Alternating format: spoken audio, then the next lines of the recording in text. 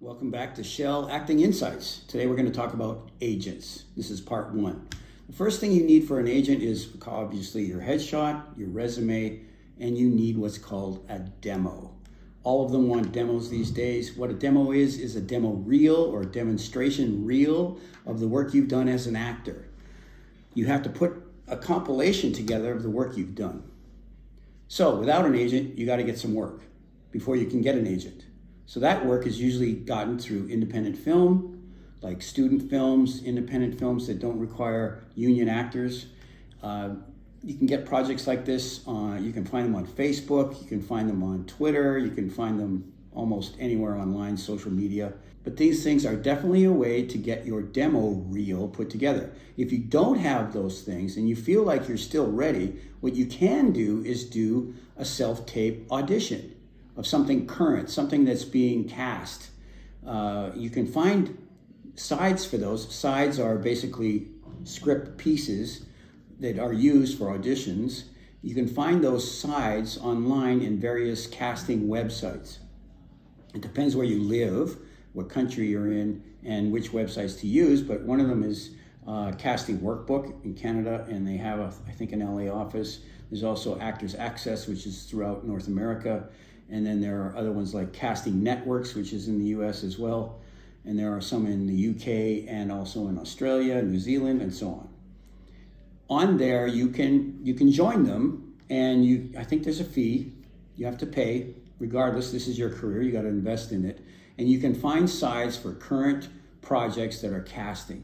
And you can always find characters that you could play. And that way you can just take those sides, do a self-taped audition, so you can prove to this potential agent of yours that you can actually do these things and really come across like a professional actor who has confidence and can do the role. This is a great way to introduce yourself to an agent. Where do you find an agent? There are agent lists on union websites. They have them. These are usually agents that are credible. They don't rip you off. They don't give you a line like, you got to pay me in order to do this.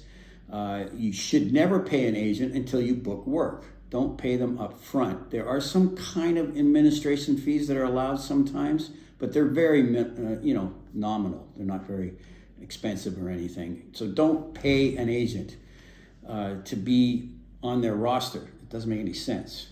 Will you get an agent quickly? Probably not. If you do write a letter to them and say, hey, I want to be represented, I'm looking for representation, I want to be represented by you, then you can wait probably 2, maybe 3 weeks before you even get a reply, if at all. Sometimes they won't reply. So they get a lot of requests. You can follow up after a few weeks, just say, hey, I'm still here. Are you looking at possibly representing me? When you compose the letter, or email in this case, of course, you just write down, like, looking for representation. You tell them where you found them online, at what website or whatever. Maybe a friend told you about them and they're represented by this agent, or someone wants to recommend you or whatever. And then you just let them know that you have attached your resume, your headshot, and a demo. And that's pretty much it. You don't have to get into this long story about, I wanted to be an actor ever since I was 4 years old and all this other stuff, because most actors did want that. So it's not a new story. Just be very matter of fact, and that you're just looking for representation.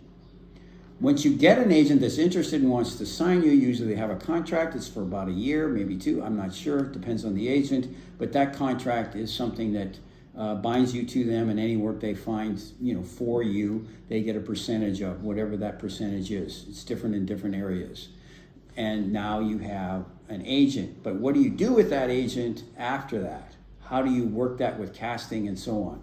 That's something for part 2. We'll get into that in the next video. So for now, just keep on booking.